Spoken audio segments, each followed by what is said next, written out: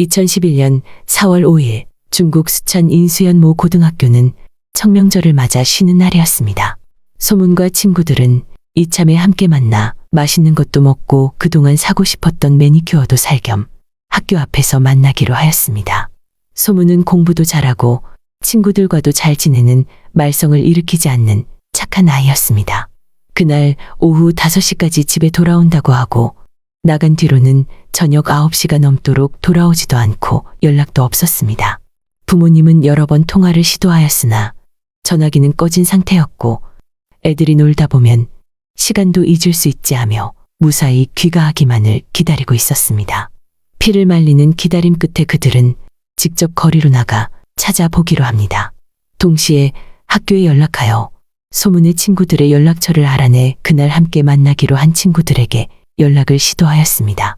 하지만 만나기로 하였던 친구들은 그날 소문을 보지 못하였다고 합니다. 만날 시간이 다 되어갈 즈음 그녀로부터 문자 한 통을 받은 것이 전부였다고 합니다. 그녀는 잠깐 볼 일이 있어서 좀 늦게 도착할 거라고 하였습니다.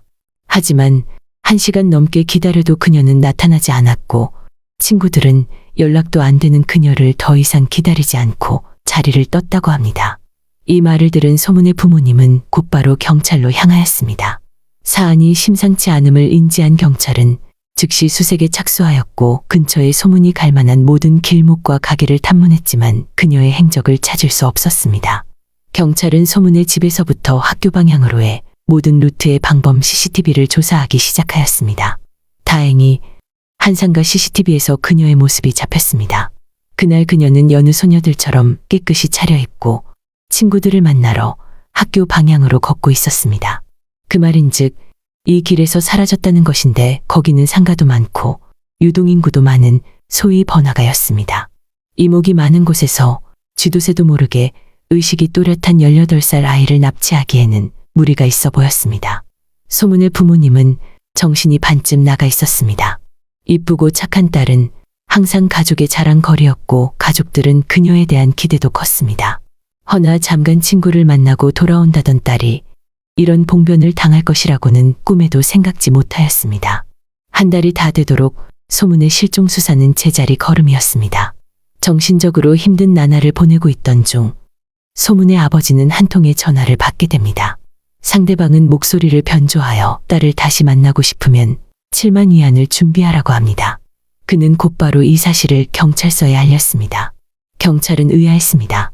첫째, 돈이 목적이었다면 왜 납치하고 나서 바로 돈을 요구하지 않고 한 달이 다 되어서야 연락을 취하고, 둘째, 돈을 위한 납치라면 18살 다 큰 아이를 납치하기보다 어린아이들이 더 쉬웠을 텐데 왜 이와 같은 선택을 했으며, 셋째, 7만 위안이나 되는 돈을 소문의 부모님으로부터 요구하기에는 다소 무리가 있었기 때문이었습니다.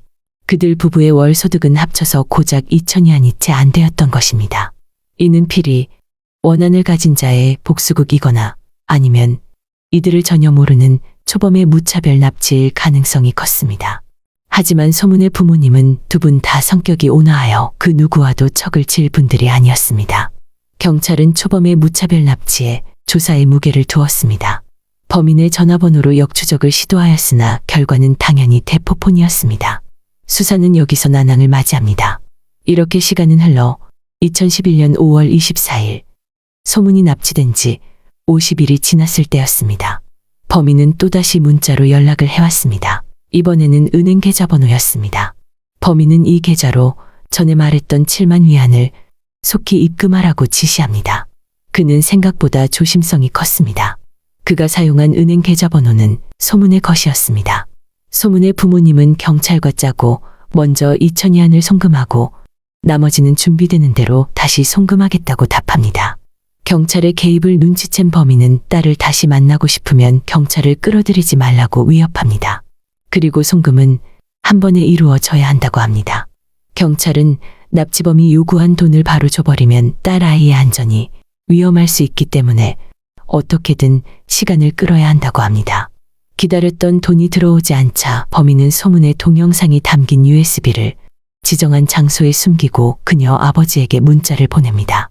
동영상에는 소문의 얼굴 빼고는 아무것도 단서가 될 만한 것들이 노출되지 않았지만 경찰은 영상에서 보이는 배경과 집안에 비춰지는 햇빛에 근거하여 여기가 도시에서는 볼 수 없는 시고집이라고 결론을 내렸습니다. 경찰들은 몇 팀으로 나뉘어 주변 마을을 샅샅이 수색하기 시작하였습니다. 소문이 실종된 지 어느덧 4개월. 다들 인질이 살아있을 가능성이 희박하다고 생각할 때쯤 범인은 또 다른 USB에 담긴 동영상을 보냅니다. 돈을 받지 못한 범인은 초조했던 것이었을까요?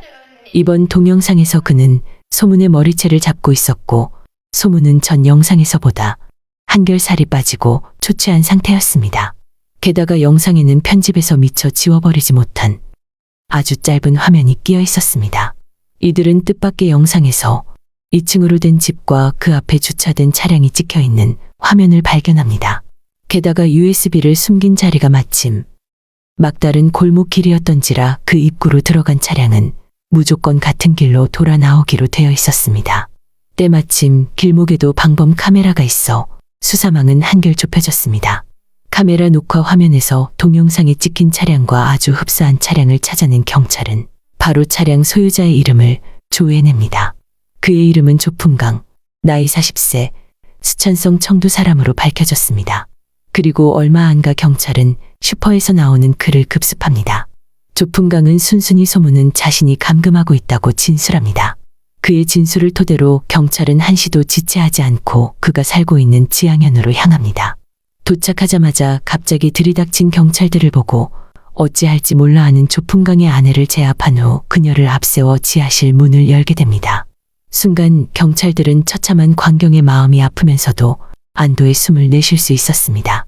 소문은 두 손 두 발이 다 묶여 있었으며 쇠사슬은 이미 오랜 감금의 살을 파고들고 있었고 곰팡이 냄새와 오물 냄새가 섞여 악취가 풍겼지만 목숨만은 살아있었기 때문입니다. 소문은 아빠를 찾으며 목 놓아 울고 있었습니다. 그녀는 어찌하여 이들에게 감금된 것일까요? 구조된 후 심신으로 큰 충격을 받은 소문은 그동안 지하실에서 있었던 일에 관하여 긴 시간 동안 함구하였습니다. 몇 달간의 심리치료 끝에 경찰은 드디어 그날의 일을 알 수 있었습니다. 그날 소문은 약속 시간에 맞추어 친구들을 만나러 가는 길이었습니다. 걷다가 길가에 서 있는 한 차량에서 남자가 창문을 내리고 소문에게 오라고 손짓하였습니다. 그녀는 의아했지만 다가갔고 남자는 길을 묻고 있었습니다. 소문이 친절하게 가르쳐줬지만 그는 그래도 헷갈리는데 혹시 잠깐 타고 함께 가줄 수 있냐고 부탁하였다고 합니다. 소문은 불편했지만 차 뒷좌석에 타고 있는 그의 아내와 6살쯤 되어 보이는 그의 딸을 보고 불편한 느낌을 떨쳐버렸다고 합니다. 아이들의 순수한 눈빛은 의심을 사그러뜨리는 마력이 있죠. 이렇게 그녀는 순순히 그의 차에 올라탔고 차량이 사람이 뜸한 골목으로 이동하자 소문은 조풍강의 주먹에 맞아 기절했다고 합니다. 한참이 지난 뒤 일어나 보니 지하실이었고 거기는 습하고 추웠으며 덮으라고 준 이불은 습기를 한껏 머금고 덮을 수 없을 정도로 젖어 있었다고 합니다. 조풍강, 한때 그는 좋은 경찰이 꾸민 착한 청년이었습니다. 몇 년간의 노력 끝에 겨우 경찰청 문턱까지 갔지만 평균보다 살짝 작은 키 때문에 탈락하고 말았습니다. 그 후 트럭 면허를 따고 자체 트럭을 열심히 운전하여 월 수입 5천 위안씩 찍으며 넉넉한 생활을 하게 됩니다. 그리고 얼마 안 가 지인의 소개로 아름다운 아내도 만나고 이듬해에는 토끼같이 귀여운 딸도 생기며 더 바랄 것이 없는 생활을 하고 있었습니다. 하지만 결혼 초에 무리하여 지은 집과 그 집에 들인 여러 점의 고급 가구들이 그의 발목을 잡았습니다.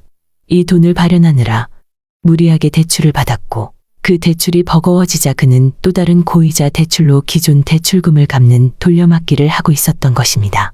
하지만 아무리 열심히 일해도 빚은 계속 늘었고 막다른 골목에 이른 그는 사람을 납치하여 돈을 요구하자는 제안을 하게 됩니다. 이 말을 들은 아내는 말리는 대신 침묵을 선택했고 아내의 묵인하에 온 집 식구가 납치범이 되고 말았던 것입니다. 그들은 소문을 납치하여 지하실에 가두고 그녀가 도망치는 것을 방지하여 음식은 극소량으로 주고 두 손 두 발을 다 묶은 것도 모자라 80kg 가까이 되는 쇳덩어리에 긴 쇠사슬로 그녀의 발을 결박하였다고 합니다. 소량의 음식마저도 생각나면 한 번씩 며칠 먹을 쌀과 밀가루, 소금을 가져다 주는 정도였고 어떤 날은 8일씩 굶을 때도 있었다고 합니다. 그럴 때면 소문은 오로지 살아야겠다는 의지로 물에 소금을 타먹으며 버텼다고 합니다. 다행히 소문은 구조되었고 이들은 그들의 행동의 대가를 치러야 하였습니다. 이 범행으로 남편 조풍강은 16년, 아내는 7년을 판결받게 됩니다. 재밌게 들으셨다면 구독 부탁드립니다.